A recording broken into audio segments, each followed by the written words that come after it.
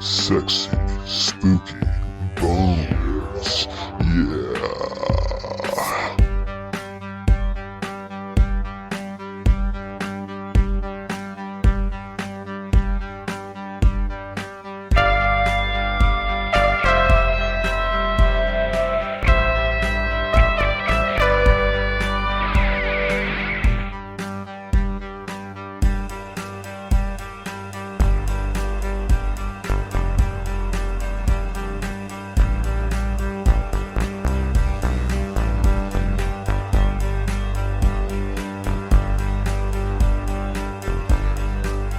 Hello and welcome to the Skeleton Boys, a horror movie podcast. I am Rolando. And I'm Johnny.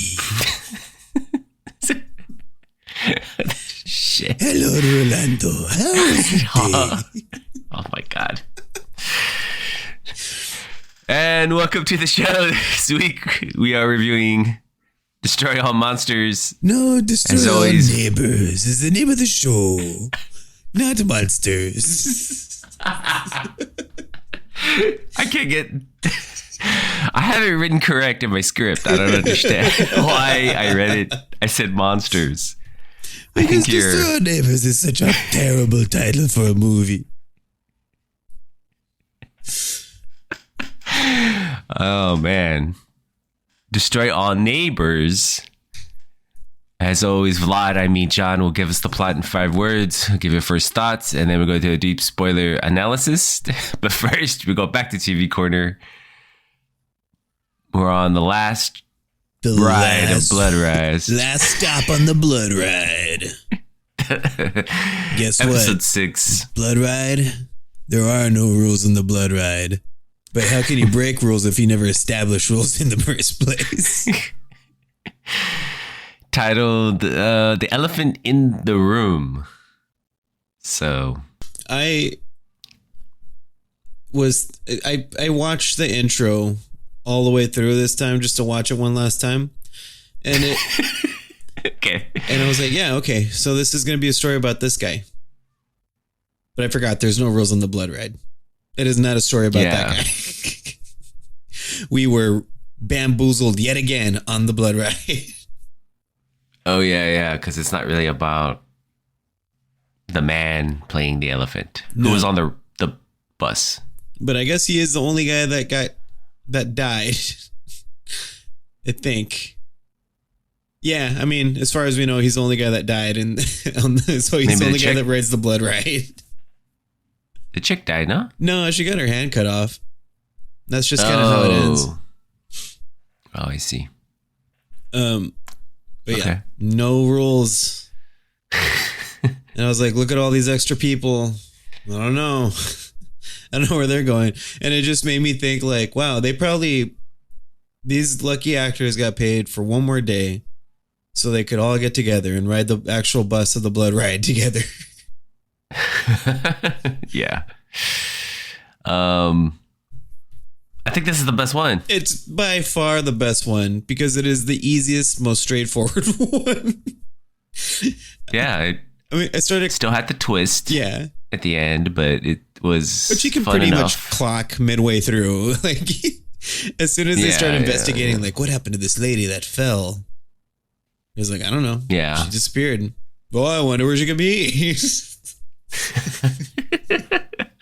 Yeah. No, that was pretty good. I liked it. So he wasn't acting like a drunken buffoon through most of it. It was the girl. I think it was always the girl. Yeah, like he got murdered pretty early.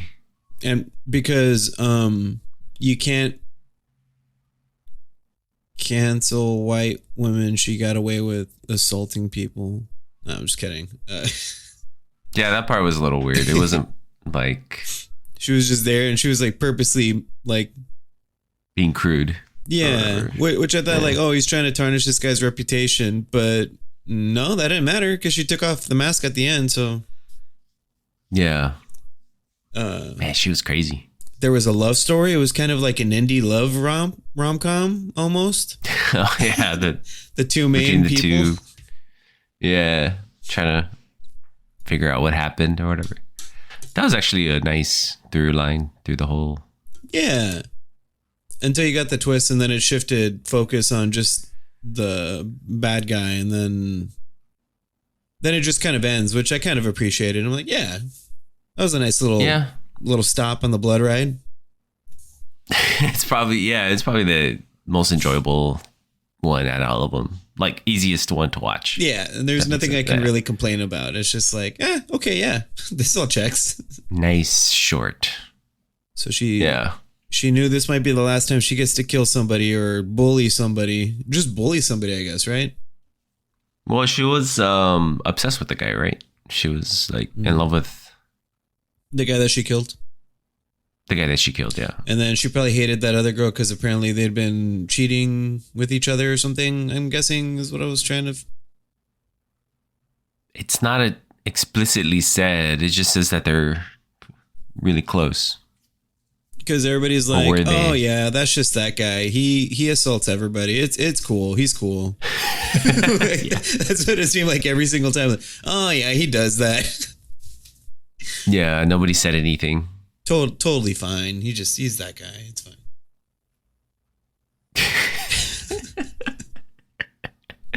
Yeah, that's such a dumb thing. I don't know. That part didn't make sense. Yeah. I wonder what the conversation was like in the writer's room with the director. Like, no, it's fine. He's just like that guy. They're those guys, you know. We've all got one. They're cool. They're funny. They just, molest people. But it's fine. It's fine. He's married. It's okay.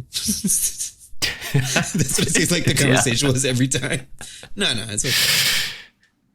Yeah, it's almost like they were trying to like, it goes on for like too long, right? Yeah. Like, I don't know. I guess they're trying to build up to the fact that maybe they're guilty of killing the coworker. I think that's kind of the... That's what I thought, but then they said that's not what happened. And I'm like, oh, okay. Yeah, you got to have the classic BloodRide twist. BloodRide. Yeah. But yeah, it's just funny, like, oh yeah, he was dry humping me. But he didn't feel it. Like, it's not like he's getting anything out of it. He's married. It's okay. But it was her the whole time, so she was getting her jollies off. BloodRide. This is why this is the best episode. Yeah. She went to great pains to, like, now had she gone through the whole, maybe the whole thing, the whole episode, like killing people, that would have been interesting. Yeah. Like, people were trying to figure out where the office murderer was. Yeah. But no, it was more of like a romantic, sleuthy mystery thing for most of the episode. Yeah. These two, the two mice, right? The two mice, yeah. That was a nice gimmick, the costume party. They picked the theme before. Yeah. That was kind of fun. And I looked it up, and apparently elephant in the room is a saying. No, I'm just kidding.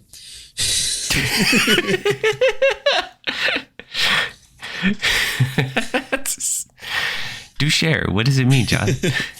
It means that if there's an elephant in the room, there's not a whole lot of space for other stuff because elephants are big.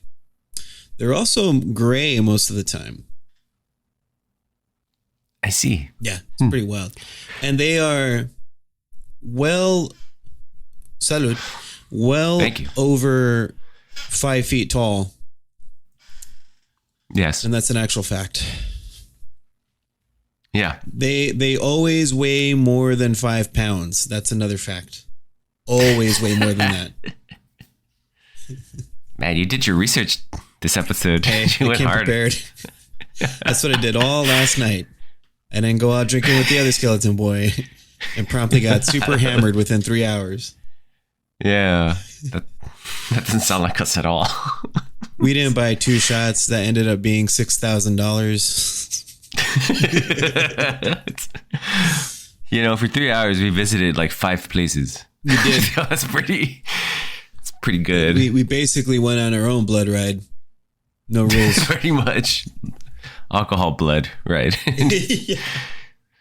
Yeah. Oh man. That was fun. So that's the BloodRide. But what else can we Cool, say about the series itself? It's amazing, magical. Much like life, you're gonna a lot about. You're gonna find some stops that you don't like, but you just get back on the bus and you keep going. You keep going forward, or wherever you're trying to go. I learned a lot about life. I learned a lot about love. I learned things about myself. So pop quiz. What was the third episode about? Trick question. There was no third episode. I don't remember. I actually don't remember either. I think that was the poorly written one called Bad Writing. I'm pretty sure that's what it was. Yes, Bad Writer. Not that I was looking it up. It's off the top of my head. Because this is our favorite series we've ever reviewed. All right, Netflix. When is season 2 coming out? Looks like there's plenty more people waiting for their stops. I mean, now that Netflix knows that algorithm, we're just going to be spitting out all kinds of BloodRide, random ass series, amazing series. Yeah, it's like this really put into perspective how actually shitty Fall of the House of Usher was compared to this. Like it, not even comparable. Just like Mike Flanagan, you need to watch this show so you know what to do next time. Or even with Guillermo del Toro, he needs to. I think he needs to collaborate with the BloodRide. He needs to be a bus driver. Would you watch that BloodRide season 2 narrated by Guillermo del Toro and he's the bus driver? Yes. He's you know like the answer is yes. Jolly looking dude, like, oh hey everybody. Oh hiya everybody. Yeah. I would totally watch it. If he set the whole second season of the Cabinet Curiosities on the bus, right? On a bus. That would totally be cool. Sometimes there is elephants in the room, which means there is a big problem that nobody wants to address. For my next story. I felt bad, but most of the time I needed to put on the captions for his intros. I'm like, what is he saying? He's talking too fast because he's nervous. Yeah. Yeah. Well, we did it, John. We finished it. Hell of a ride. Yeah. Hell of a ride. First horror podcast to review the BloodRide. The only horror podcast to review the BloodRide. I don't think anybody's seen the BloodRide. Hopefully, we're going to be solely responsible for a second season. It's going to be all our fans will watch it. Ryan Murphy's going to pick up this puppy, then probably ruin it. And then, well, it's already bad writer, so Ryan Murphy's like whoever wrote that one, just write all the episodes. Is he going to cast Kim Kardashian? What's his name? Evan Peters? Is that his name? Yeah, The Flash. Yeah. So we're calling it out, guys. We're calling it now. You're welcome. Yeah, you're welcome for all the seasons of the BloodRide. All the seasons. Yeah. Alrighty. I think that's enough. I think we can get off this. Okay. Right. And we can talk about our movie, Destroy All Neighbors. Destroy All Neighbors. Destroy All Monsters. Famous Metallica documentary, Destroy All Monsters. Maybe because it's actually a name of a Godzilla movie. I've been watching the Godzilla show. Oh, sick. On Apple TV. Oh, Kurt Russell, right? I did not know it was out. Oh, yeah, it's out. It's just finished. It literally just wrapped. It's 10 episodes. Can't say they're all bangers, but Kurt Russell's amazing in it. So. Oh, fuck yeah. Yep. I have no idea what's going on in the world right now. The job I'm on currently enjoys keeping 100% of my time. And only paying you for For half of it. 12 hours of it every day. That's about it. Yeah. It's about half your day right there. Literally half my day. If I stayed awake for 24 hours, it would be half my day. See? That seems fair. The rest of the day is yours. Yeah, they're like, you get 12 hours to yourself, so you can, drive home regardless of how long it takes. Drive over regardless of how long it takes. Yeah. You still got to sleep 68 hours. Sure. Yeah. Yes, that's what happens. Sure. Yeah. Got to get those sleep in. Alrighty.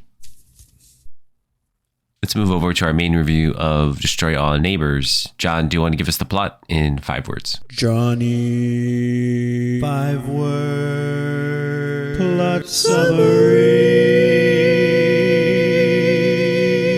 Rolando, drum roll, please. For Destroy All Neighbors. Destroy All Neighbors. Come on. Coming in at number 3. Prog-rocker finds death rocks.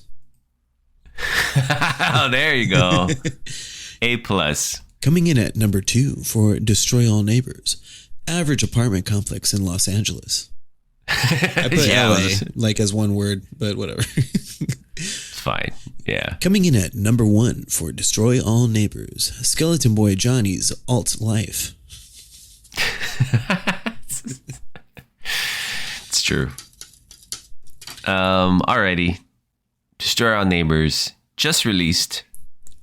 Had a little run on this weekend before it also debuted on Shudder today, or excuse me, this weekend.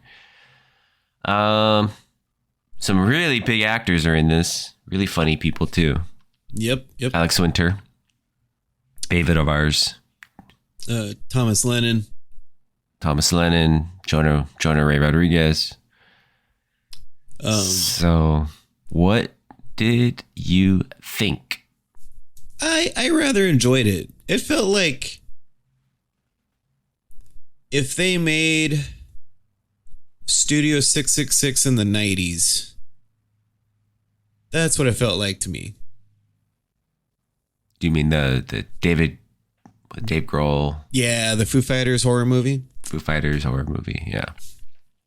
That's what it kind of felt like me. It also kind of felt like very Beau is Afraid-ish also. We haven't talked about that, but yeah, I did finish it. Oh, yeah. No, we did, yeah. Remember, yeah. We did. His dad's a dick, right?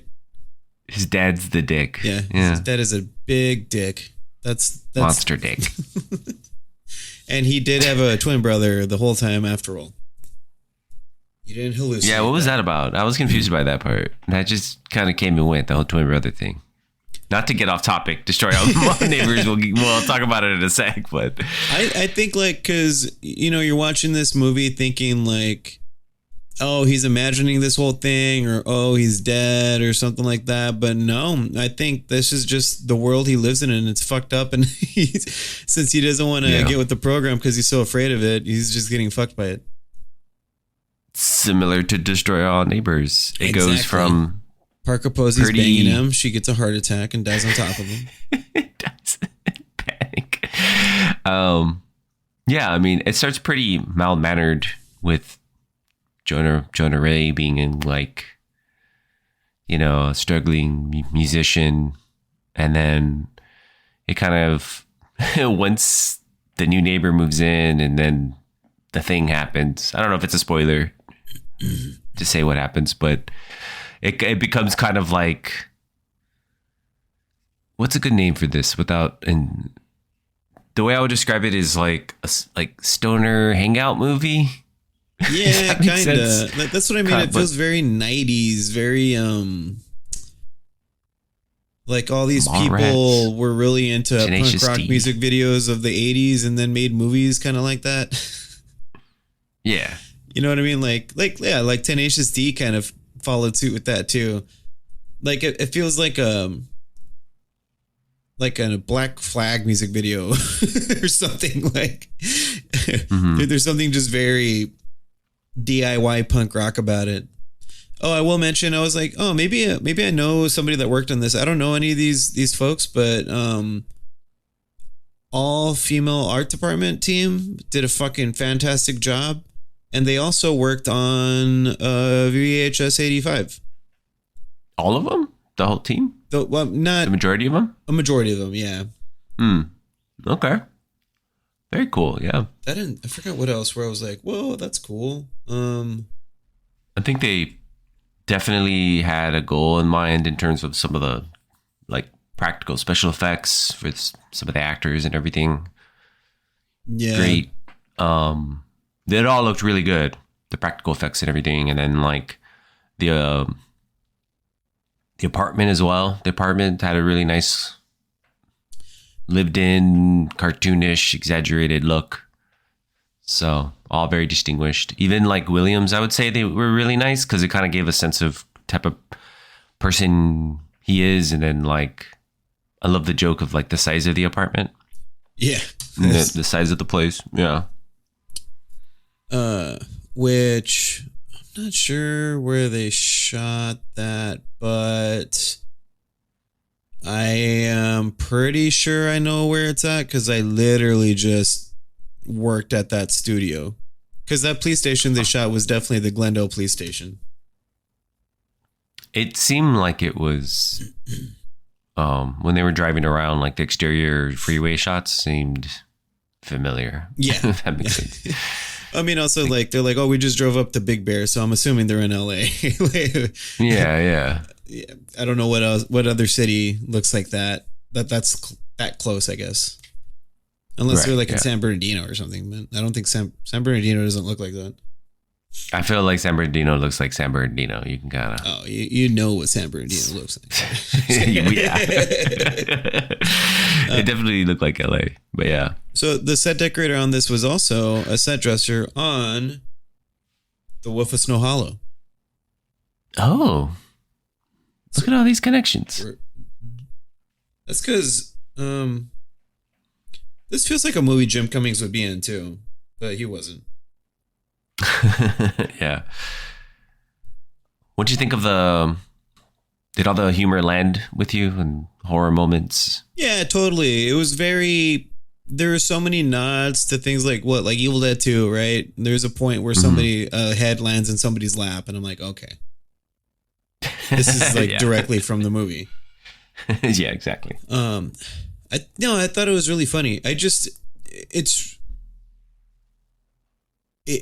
really enjoyed it. It's very difficult to pull off a movie like this where there's no real bad guy. You know, right? It's like he's the bad guy. I feel like it's like his internal. It's like after he decides to kind of stick up for himself, because he's kind of like he's portrayed as like a loser, pushover in his life. Yeah. So like. I like how that smaller dude, the handsome guy, the guy, Alec. He's the guy. Oh, he played Leonardo in the new Ninja Turtles. Oh no, the 2016 Ninja Turtles movie. Anyway, the dude that finally sold his erotic sci-fi script. Mm-hmm. Yeah.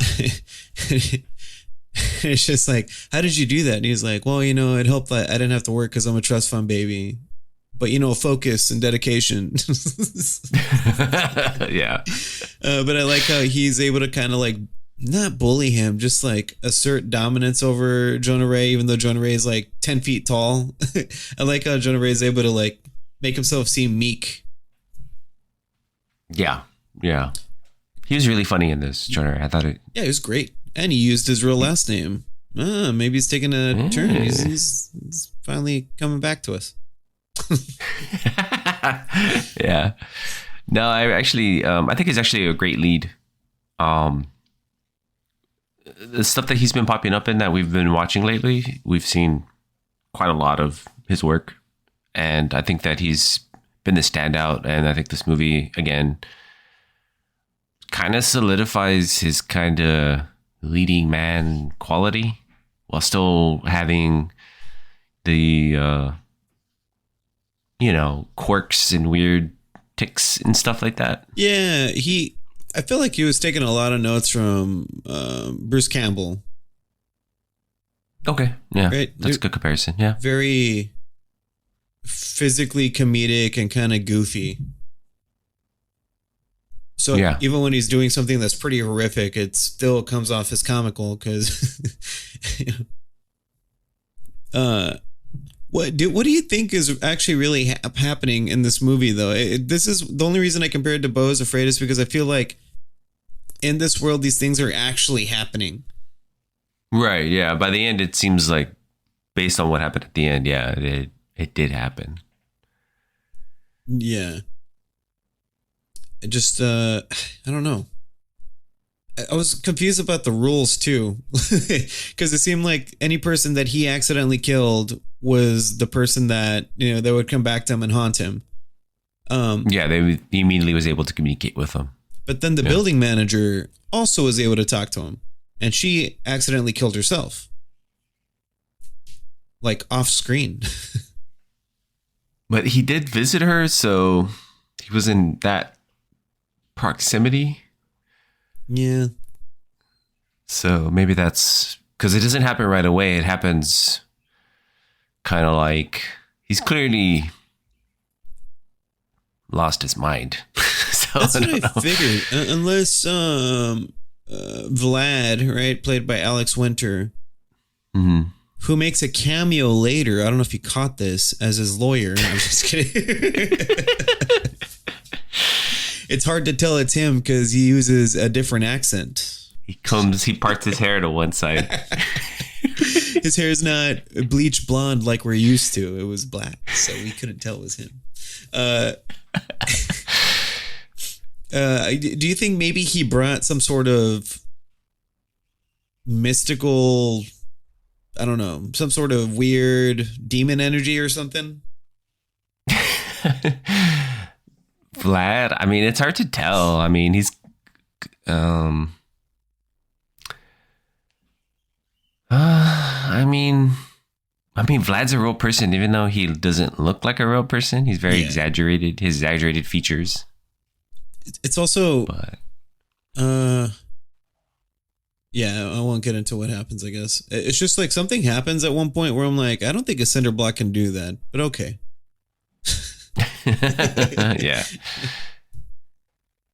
I think that once murders continue to pop up around him, he's able to, the character clearly has some sort of like psychotic break.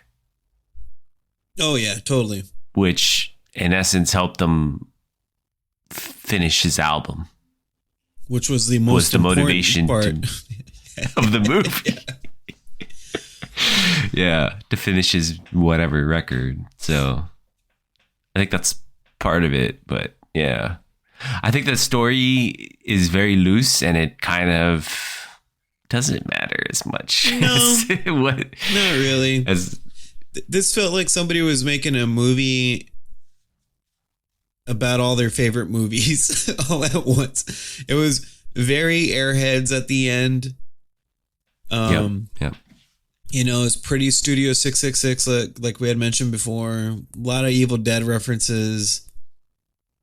Mm-hmm. To me, this almost felt like Alex Winter directed it too. It felt that way a little because Alex Winter directed one of my favorite films called Freaked. Right. Yeah. Which had a similar vibe. I think that's why I keep saying like it feels very 90s. There's something very MTV about it. Yeah, I can feel that. Yeah. For some of our younger listeners, MTV used to be about just music and weird things like that before it was a reality television show. Yeah.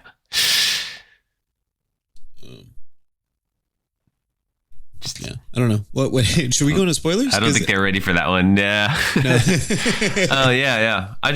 We can go to spoilers, but I was gonna quickly say that. I like that.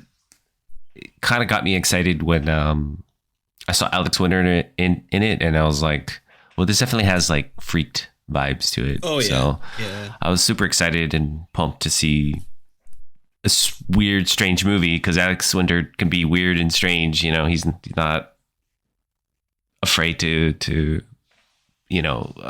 play in that realm, play in that type of movie. So it was cool to see him kind of return to it. Alrighty. Let's go to spoilers. Wait! No. Stop talking, guys. Stop the podcast. Please stop the podcast. Because we're about to go into spoilers. Cool.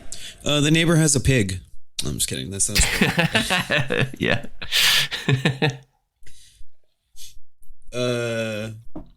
Yeah, he accidentally kills Vlad the neighbor. He kills Vlad the neighbor, so he destroys all his neighbors. Huh? Huh? The guy that played, what was his name? It was like a 3-name something Bang. Yeah. Caleb Bang Bang Jansen. Jansen, yeah. Texas born. I've never seen him before. Are you familiar with him? No. But he grew I up thought in he the was super Philippines, funny. South Carolina, and Germany, Illinois, Alabama, Missouri, and Philadelphia Oh. before he went to LA. No, he's holy shit. I'm about to blow my own fucking mind right now. Okay. Whoa, hold on. He's in the band Man Man. Do you remember Man Man? So he's like a music supervisor most of the time. Oh yeah, I see that cult band Man. I think he is Man Man. Wow, I didn't fucking clock that. So the dude, the dude that plays the asshole is like one of my favorite musicians. That's so funny. It's just I'm used to him not looking like that. I guess he's not. I'm not. Everybody is beautiful, but I'm not used to him being that large, I guess. How dare you, John? Hey, how dare I? Don't shame I him. just canceled myself. I'm sorry, everybody. How dare you? Yeah. Wow, that's I'm so reading cool. about that. That's discovering little things that I definitely knew already and researched beforehand and not read right now. So that's pretty rad, but I feel like that also checks the people that are usually involved with these types of movies getting them made. You know, it's going to be Jonah Ray calling him favors to get his friends like Kumail Nanjiani and, you know, John Daly and Thomas Lennon and probably Alex Winter. They would know somebody like Ryan Katner. Yeah. Mm. So that's rad. What'd you think of the Augie character? Oh yeah, so he watches the he watches videos while he's driving around and stuff like that about how to play bass or prog rock.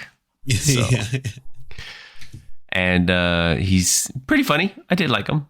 I did like the sort of like they're like instructional thing, and then it turns kind of twisted because he's instructing him how to get rid of a body as well. So. Yeah, and he keeps giving him like he's giving him advice on how to like get rid of a body and like, oh, use this type of chemical.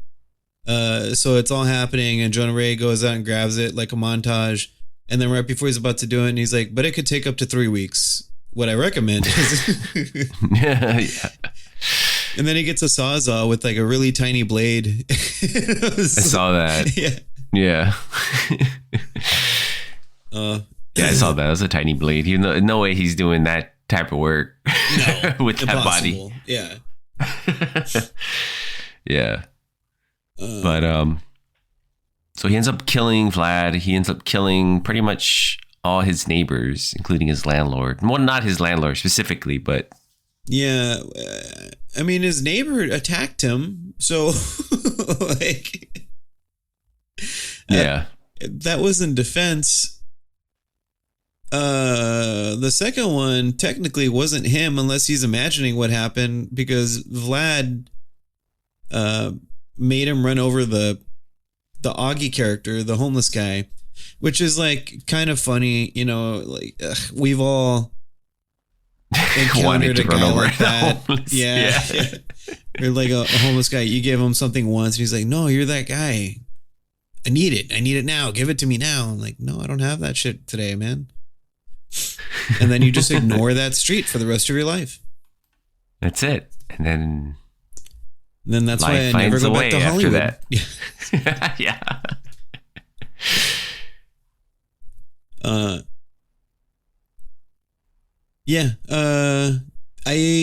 I didn't quite understand why Augie had tire growth. It looked like, I guess, like the tire must have hit him and ran over his face, but like they did the makeup on top of his actual skull and there was no, since it was all practical, it just looked like he grew a big mole that looked like a tire tread. Yeah, that was maybe the one critique I'll also give is that didn't look plausible. They didn't really quite track about what happened.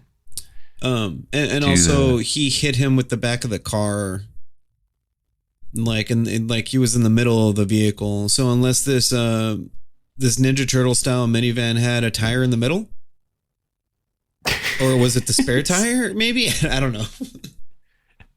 How dare you, John? I know. Use logic. What's wrong with you?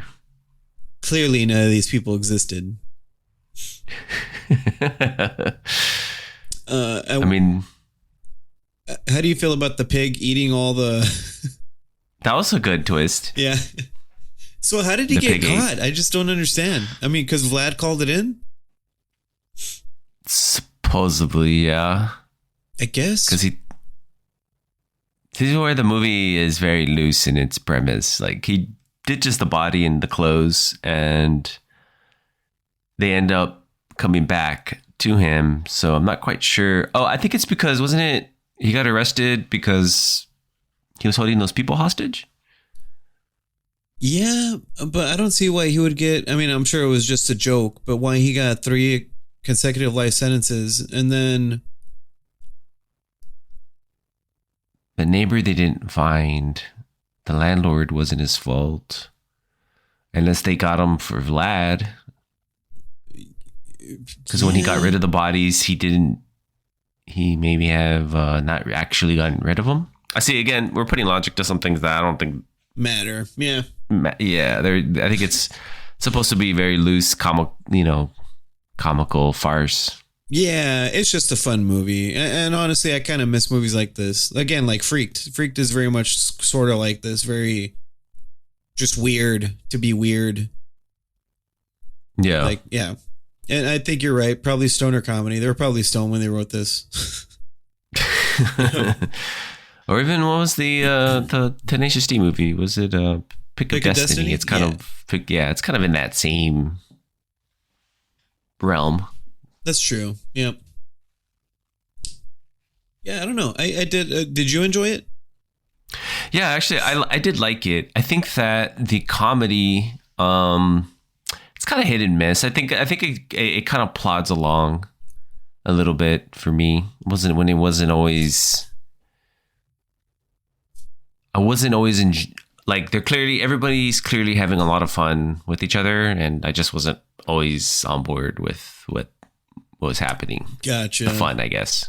You know what I mean? Like, I thought it was fun. I thought it was clever. I liked the practical effects. I liked a lot of the actors. Just, it wasn't like always having fun with what was going on, and then there's the conclusion, of him trying to finish his prog-rock record was kind of like, okay. And, it just, I don't know. He won Album of the Year, though. On something. I don't know. I like how they didn't want to admit that he's in jail either. Like, oh, yeah. So, but I didn't foresee that the people that he murdered or who are going to be in his band to finish the record. And you could almost argue that because Vlad becomes a bad guy again at the end, you could almost argue that he did that intentionally so you would have to finish his album. Vlad, yeah. That's what I kind of felt I'm like. getting that sense. Yeah. That he was still there to help him, ultimately. But it was also clear that there was nobody else in that recording room, but who played all the instruments? I don't know. Who was engineering it? I don't know.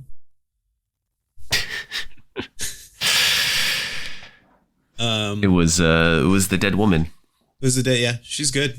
Because she was super into prog rock and he didn't know. Yeah, well, she always had ideas, right? Like, yeah. Well, it was like her favorite band was his all-time favorite band.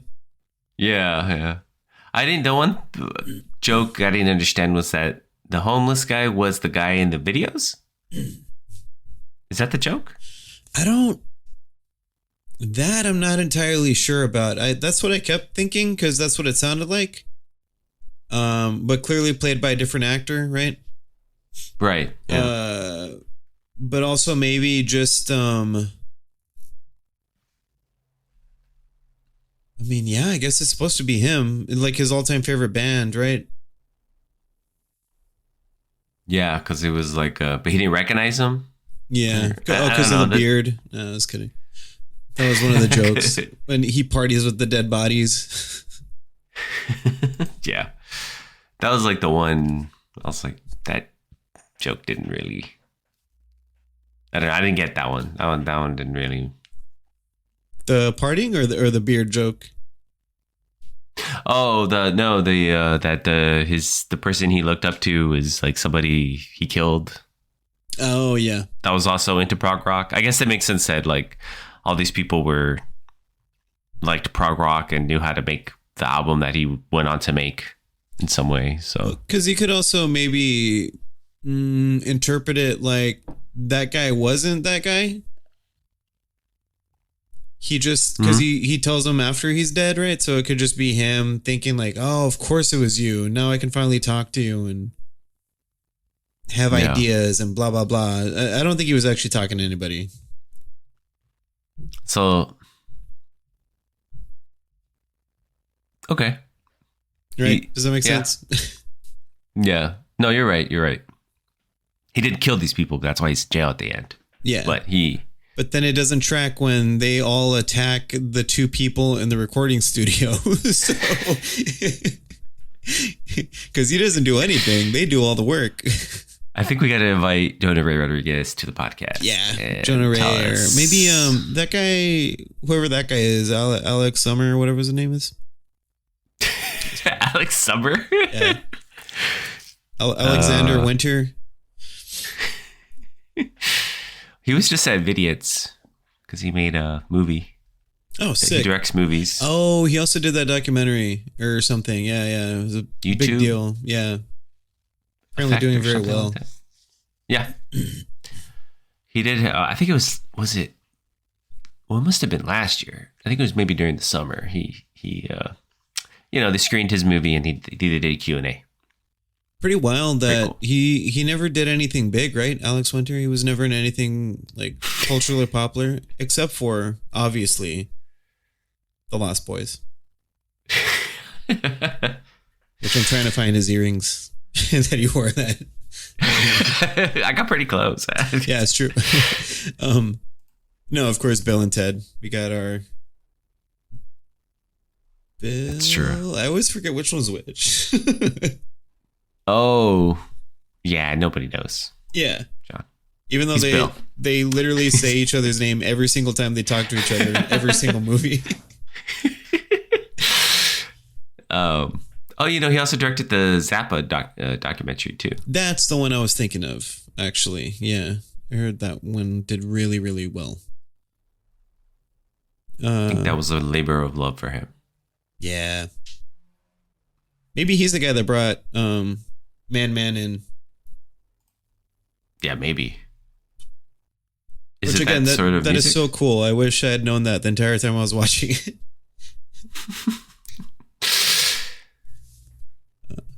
Nice. So Yeah, his girlfriend forgives him at the end too? Question mark. It seems like Just gonna she becomes a lawyer. visit him It's in a very prison. understanding girlfriend. Yeah, So- and he gets to keep his little styrophone. The little MIDI analog synth that he has. Which little trivia about that instrument? They are super cheap, and Space Oddity by David Bowie. He used that little instrument for a little bit of the intro and part of the chorus. Okay. Yeah. I know what you're talking about. But those things That's are cool. like $40-$50 or something at most. Mm-hmm. So yeah, he had a lot of cool stuff. I was geeking. Well, I mean, I was being a nerd about the music instruments that he had. I was like, oh, look, a little microKORG and 80 string guitar. I thought that was a funny addition. Yeah. A 3-neck guitar. I was like, okay. Yeah. They look cool. Unpractical. Yes. They look cool. So, yeah. Yeah, John Daly, you're not playing any of those notes. You didn't even try. I think maybe whoever did the dub over for the bass parts. No, I'm thinking that they pre-recorded the bass parts and it's just John Daly trying to mimic it. And I was like, nah, those aren't the notes, but okay. Yeah. Alrighty. Do you have any other thoughts before we rate? No. No, I think like I enjoyed this on the same level as Studio 666. Oh, will it have the same rating? Well, let's find out. Let us find out as I John. quickly go back through our episodes and try to remember what I rated Studio 666. You don't know that off the top of your head? How dare No, you? I'm just kidding. Of course I do. Fuck. Okay. All right.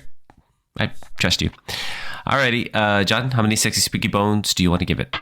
How many sexy spooky bones will you give it? Sexy bones. Ha. Ooh, sexy bones. Well, I know it, Johnny. Show us your sexy spooky bones. No, wait, don't do that. Just rate the movie. I'm going to give Destroy All Neighbors Neighbors. 7 sexy spooky bones.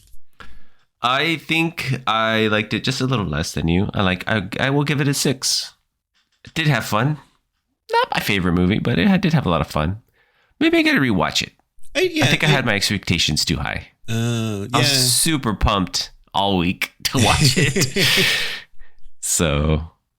Well, I mean, it is. I feel like it's better than you think it is. It's just when you watch Elephant in the Room by BloodRide right before, nothing's going to compare to the BloodRide. So you got to give it some grace because, yeah, it's like going from like it's true. Scorsese to Michael Bay. You know what I mean? Like, yeah, it's like a steak and then a shit sandwich. Yeah, so it's like can't. Oh yeah, exactly. I'm so hungry. All right. Oh, shit sandwich. Yum. Yum. Shit sandwich. Come on, Billy. Little shit sandwich. You do a good Vlad. Very good. Very good. Yeah, because he's like supposed to be European, which I guess Italy is in Europe. So, because even though he sounds more like Mario Brothers character. A little bit. I was having a little hard time. I was like, is he going to do the accent the whole movie? Because this is not going to work. Yes, he is. He did. Even though Good he's for Alex a Winter. dismembered head. Yes, good for him. Cool. All right, guys, gals, non-binary pals. Thank you for listening. And as always, Stay spooky, okay?